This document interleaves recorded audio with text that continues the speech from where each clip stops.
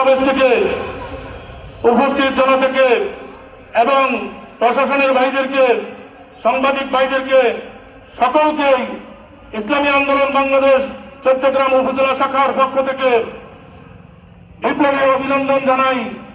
এবং সাথে সাথে সংগ্রামী ভাইয়েরা এখানে উপস্থিত হয়েছেন।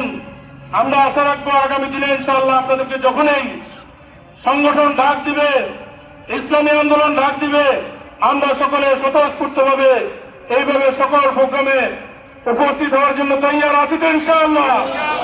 আল্লাহ পাক সবাইকে ইসলামী আন্দোলন বাংলাদেশের জন্য কবুল করে সকলে বলি আমিন।